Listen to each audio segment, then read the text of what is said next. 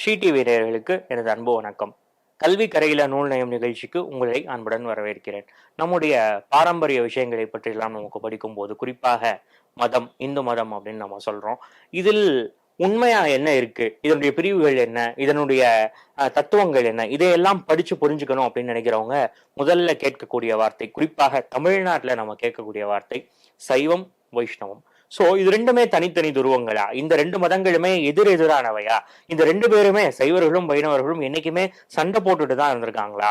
இந்த கேள்விகள்லாம் நமக்கு எழும். நமக்கு பதில் சொல்ற இடத்துல இருக்கிறவங்க பல பேர் என்ன பண்ணிடுறாங்க, ஒரு பாயிண்ட் ஆஃப் வியூ என்ன சொல்றாங்களா, 2மே பிற்காலத்துல வந்தது.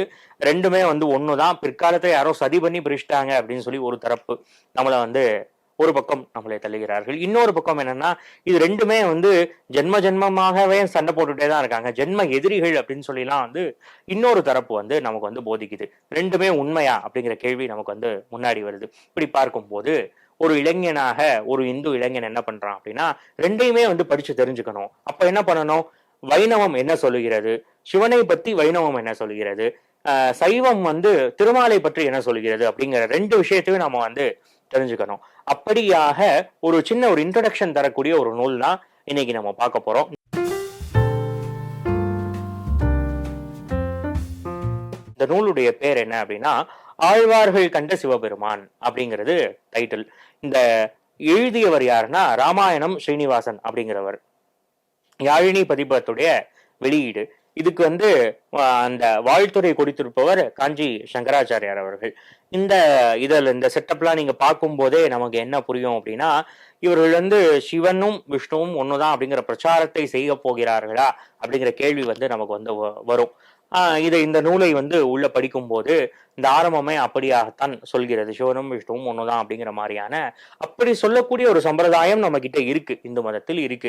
அதே போல இருவரும் வேறு அல்ல அப்படின்னு சொல்லக்கூடிய சம்பிரதாயங்களும் இருக்கு. பொதுவாக ஸ்மார்த்த சம்பிரதாயத்தை பொறுத்த வரைக்கும் சிவனும் விஷ்ணுவும் வேறல்ல, 2 பேருக்கும் பேதம் பார்ப்பவர்கள் நிச்சயமாக வைகுந்தத்துக்கோ அல்லது கைலாசத்துக்கோ போக முடியாது அப்படின்னு சொல்லியே ஸ்மார்த்த சம்பிரதாயம் சொல்கிறது. ஆனா இன்னொரு பக்கம் வைஷ்ணவர்கள் என்ன சொல்றாங்கன்னா, சிவனும் விஷ்ணுவும் ஒண்ணும் கிடையாது. சிவன் வைணவர்களுடைய பார்வையில எப்படி இருக்காரு அப்படிங்கிறது ஒரு தனி பாயிண்ட் ஆஃப் வியூ. அதே போல சைவர்களும் என்ன சொல்றாங்கன்னா, சிவனும் விஷ்ணுவும் ஒண்ணும் கிடையாது, அதுக்கு தாங்க எங்களுடைய திருமால் என்பவர் யார் அப்படின்னு சொல்லி அவங்க ஒரு டெஃபினேஷன் சொல்றாங்க.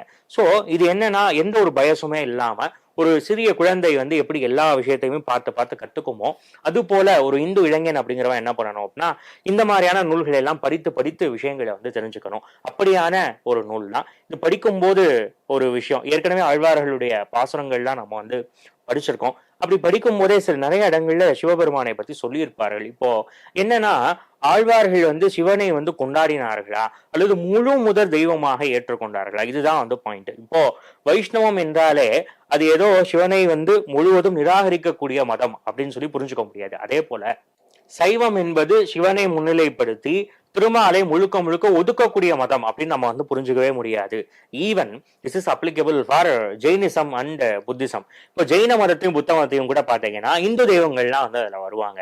பௌத்தத்திலையும் விநாயகர் இருக்காரு, ஜெயினத்துல சரஸ்வதி உண்டு. சோ இப்படியாக இந்தியாவில் தோன்றிய மதங்கள் எல்லாமே, ஈவன் சீக்கிய மதத்துல கூட நீங்க பாத்தீங்கன்னா அவங்களுடைய மூல நூல்கள்ல ஹரி அப்படிங்கிற பேர்லாம் எக்கச்சக்கமான இடங்கள்ல இருக்கான். இப்படி எல்லாம் நம்ம மதங்களை புரிந்து கொண்டோம் அப்படின்னா, ஒவ்வொரு இந்தியாவில் தோன்றிய எல்லா மதங்களுமே ஒன்றோடு ஒன்று தத்துவ ரீதியாக முரண்பட்ட போதிலும் இன்னொரு மதத்துடைய தெய்வத்தை என்ன பண்ணியிருக்காங்க அப்படின்னா அவங்க ஏற்றுக்கிட்டு இருக்காங்க அப்படிங்கிற உண்மையான விஷயத்தை நாம் அறிந்து கொள்ள முடிகிறது. சைவர்களை பொறுத்த வரைக்கும் திருமாலை சிவனுக்கு ஈக்குவலான ஒருத்தரா பார்க்காட்டியும் கூட, சிவனுக்கு அடுத்தபடியாக திருமாலை ஒரு குருவாகவே சைவர்கள் சொல்லுகிறார்கள். அதே போல இங்கே நீங்க வைணவர்கள் பாத்தீங்க அப்படின்னா, கிட்டத்தட்ட ஒரு ஆழ்வாருடைய பாசுரம் பாருங்க, திருமழிசை ஆழ்வார். அவர் என்ன சொல்றாரு அப்படின்னா, ஆல நிழற்கீழ் அறநெறியை நால்வர்க்கு மேலை உகத்து உரைத்தான் மெய்தவத்தோன் ஞாலம் அழந்தானை ஆழி கிடந்தானை ஆள்மேல் கிடந்தானை தான் வணங்குமாறு அப்படின்னு சொல்லி ஆழ்வார் சொல்றார். இந்த பாடல்ல நீங்க பாத்தீங்கன்னா தெளிவா தெரியும். அதாவது ஆள்மேல் வளர்ந்தவன் யார் அப்படின்னா கண்ணன், அந்த ஆலை இலை மீது வளர்கிறான்.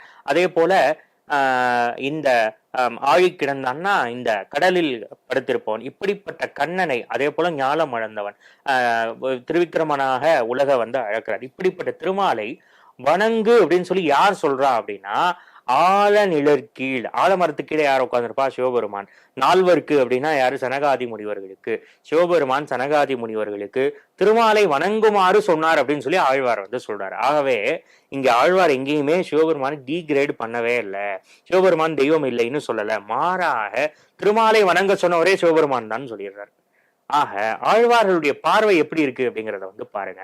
அதனாலதான் நம்ம என்ன சொல்றோம், சைவம் வைணவம் அப்படின்னு சொல்லிட்டாலே அது ஏதோ எதிரிகள், அவங்க 2 பேருமே சண்டை போட்டுட்டு இருந்தாங்க அப்படின்னு சொல்லி நம்ம வந்து புரிஞ்சுக்கவே கூடாது. இது வந்து ஒரு ரொம்ப தட்டையான ஒரு புரிதல். எப்படி ஒரு மதங்கள் அப்படிங்கிறது வந்து ஏற்கனவே இருக்கக்கூடிய ஒரு தெய்வங்களை வந்து தங்களுடைய கண்ணோட்டத்தில் எப்படி பார்த்துக்கிறாங்க அப்படிங்கறத வந்து புரிஞ்சுக்கணும். நிறைய இடங்கள்ல ஆழ்வார்கள் வந்து சிவனை வந்து சொல்லிட்டே வராங்க. ஈவன் திருப்பதியை பற்றி சொல்லும்போது தாழ்சடையும் நீழ்முடியும் ஒன்மழுவும் அப்படின்லாம் சொல்றாங்க. அப்போ திருமாலுடைய உருவத்திலேயே சிவபெருமானை காண்கிறார்கள், திருமாலுக்குள்ளேயே சிவன் இருக்கிறார் அப்படின்னு சொல்லிதான் ஆழ்வார்கள் வந்து பாக்குறாங்க. ஆகவே தனியாக சிவனை வழிபடாமல் திருமாலுக்குள்ளேயே சிவன் இருக்கிறார் அப்படிங்கறதான் ஆழ்வார்களுடைய ஒரு கான்செப்டாக இருக்கிறது. இதை வந்து அங்கி பாவம் அப்படின்னு வந்து சொல்லுவாங்க. திருமால் அப்படிங்கிறவருக்குள்ள எல்லாருமே இருக்கிறார்கள். உதாரணமா நம்ம இந்த அர்ஜுனனுக்கு வந்து கீதை உபதேசம் செய்வார் கிருஷ்ணர். அப்போ வந்து விபூதி யோகம் அப்படின்னு சொல்லி ஒரு யோகம் வரும். அதுல நீங்க பாத்தீங்கன்னா எல்லா தேவர்களுமே சொல்லுவார். அதாவது தேவர்கள்ல வந்து நான் வந்து இந்திரன், அதே போல நீர் தேவதைகள்ல நான் வந்து வருணன், இந்த போர் படைத்தளபதிகள்ல நான் வந்து ஸ்கந்தன், அதாவது முருகன் அப்படின்னே சொல்லுவார். அதே போல வில்லி ஏந்தியவர்கள் அப்படின்னு சொல்லுவாரு. இப்படிலாம் ஒவ்வொரு இடத்தையும் சொல்லி ருத்ரனே சொல்லுவார். வில்லி ஏந்தியவர்கள் நான் ருத்ரன் அப்படின்னு கிருஷ்ணர் வந்து சொல்லுவார். இப்படியாக வைணவம் எப்படி பார்க்கிறது, வைணவன் வந்து சிவபெருமானை எப்படி பார்க்கிறது அப்படிங்கிற கண்ணோட்டத்தை வந்து இந்த ஆசிரியர் வந்து ஓரளவு ஜஸ்டிஸ் கொடுத்திருக்காரு இந்த டைட்டிலுக்கு. அதே போல இப்படியும் நாம புரிந்துக்க முடியாது. வைணவர்கள் வந்து சிவபெருமானை வந்து முழுமுதற் தெய்வமாக ஏற்றுக்கொண்டார்கள் அல்லது சமரச போக்குக்கு வந்துட்டாங்க அப்படிங்கிறதே நம்ம வந்து புரிஞ்சுக்க கூடாது.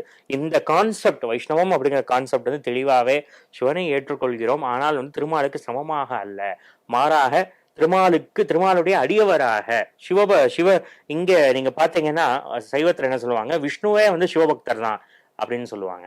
வைஷ்ணவத்துல என்ன சொல்றாங்கன்னா வைஷ்ணவனாம் யதாசம்பு அப்படின்னு சொல்லுவாங்க. அதாவது வைணவர்களில் சிறந்தவர் சிவபெருமான் அப்படின்னு சொல்லுவாங்க. ஆகவே சிவனே விஷ்ணு பக்தர் தான் அப்படிங்கிறது வைணவர்களுடைய கணக்கு. இப்படியாக 2 மதத்தவர்களுடைய இந்த சிறு விஷயம்தான் முரண்பட்டிருக்கே தவிர 2 பேருமே ஜென்ம விரோதிகளோ ஜென்ம பகைவர்களோ கிடையாது. அப்படி யாராவது சொன்னால் அவர்களுக்கு இந்த நூலை வந்து நீங்க கொடுத்து இப்படியெல்லாம் இல்லை, ஆழ்வார்கள் எப்படி பாடியிருக்காங்கிறத பாருங்க அப்படின்னு வந்து நம்ம வந்து சொல்லலாம்.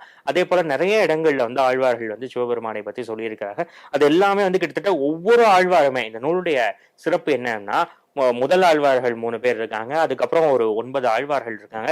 இவங்க எல்லாரையுமே தனித்தனியா போட்டு ஒவ்வொரு ஆழ்வாருமே என்ன சொல்லியிருக்காங்க சிவபெருமானை பத்தி அப்படின்னு சொல்லி தனித்தனியா லிஸ்ட் போட்டு வந்து இந்த நூல் வந்து சொல்லுது. அந்த வகையிலே வைணவம் சிவனை எப்படி பார்க்கிறது அப்படிங்கிற ஒரு விஷயத்தை தெரிந்து கொள்ளணும் அப்படின்னு நினைப்பவர்கள், அது எதுவுமே வேண்டாம், எனக்கு எல்லாமே வந்து பக்தி ஒன்றே போதும் அப்படிங்கிறவருடைய மார்க்கம் தனி, அது வேற விஷயம். பட் மதங்களை தெரிந்து கொள்ள வேண்டும், நம்முடைய கலாச்சாரத்தை முழுவதும் புரிந்து கொள்ள வேண்டும் அப்படின்னு ஆர்வம் இருப்பவர்கள் நிச்சயமாக படிக்க வேண்டிய ஒரு நூல் அப்படின்னு சொல்லி இதை வந்து சொல்றேன். இன்னும் எக்ஸ்பிளைன் பண்ணிட்டே போலாம், ஏராளமான பாசுரங்கள் சிவனை பத்தி இருக்கு. சொன்னா இந்த நூலை வந்து நீங்க படிக்க வேண்டிய தேவை இல்லாம போயிடும். ஆகவே இந்த நூலை வந்து நீங்கள் படியுங்கள். இதை வந்து வெளியிட்டு இருப்பவர்கள் யாழினி பதிப்பகம். ஆகவே இந்த ஒரு நல்ல நூலை வந்து நாங்கள் வந்து சஜஸ்ட் பண்றேன். மீண்டும் அடுத்த ஒரு நல்ல நூலோடு சந்திப்போம். நன்றி, வணக்கம்.